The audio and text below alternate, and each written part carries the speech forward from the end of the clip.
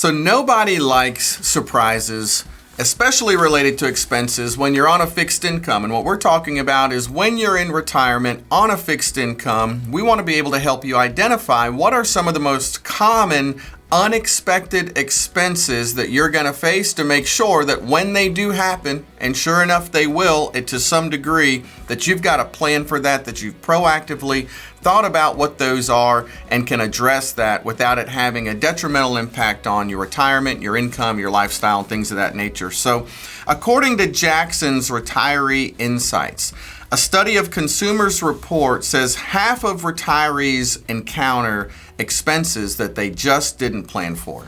Yeah, and I'll tell you, on some of these expenses, I would say that percentage is probably a lot higher. Okay, probably averages 50% across the board. But according to this survey, expenses included 29% said home repairs. You know, one of the major goals for retirees is to have no debt and have your house paid off. And that happens a lot of times. Not as much anymore. People, especially that locked in lower mortgages, may have a mortgage, but for most people, they're debt free. But what they don't plan for in their budget is, guess what? You still get storms and you can have damage to your roof. You've got air conditioning units and things of that nature. So really, part of your budget needs to plan for each and every year home expenses that may come up, because guess what? That stuff doesn't stop when you retire.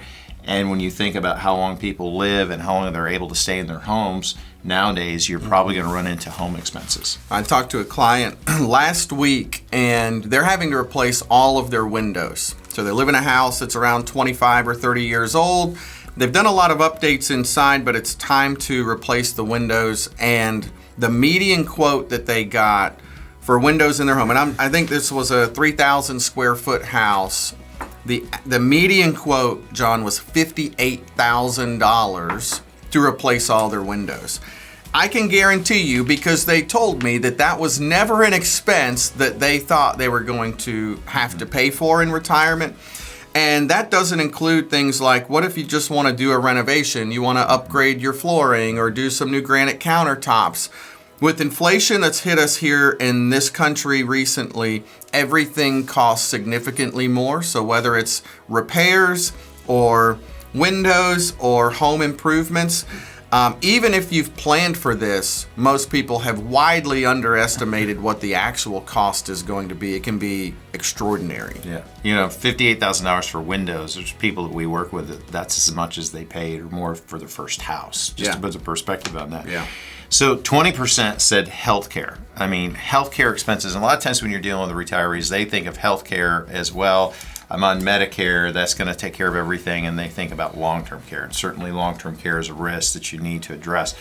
But healthcare expenses, some studies show that the average boomer couple that's age 65 in America today needs to allocate upwards of $250,000 just for ancillary healthcare costs, going to the doctor and whatnot throughout retirement. So think about that, $250,000 in your budget outside of your living expenses for healthcare. Yeah, that's a huge one. 12%, getting a little bit lower, said car-related expenses.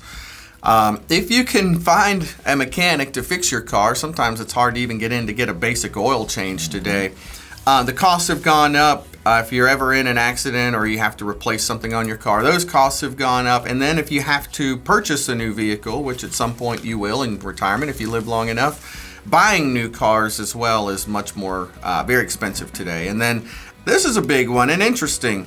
10% of the people out there said taxes, that their tax bill was an unexpected expense that they really didn't account for in their retirement years. Yeah, and I'd say this is actually one you need to really think about, because I would say, my opinion is that number is going to grow substantially, and here's why. We've got a $33 trillion debt. Maybe you've heard about this.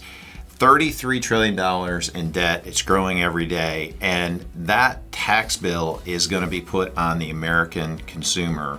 And that includes myself, you, Dan, and everybody that's listening to this. So really addressing healthcare as a part of, taxes as a part of your retirement and being able to reduce them, you really can do that with good planning is, I think, going to be super important to retirees.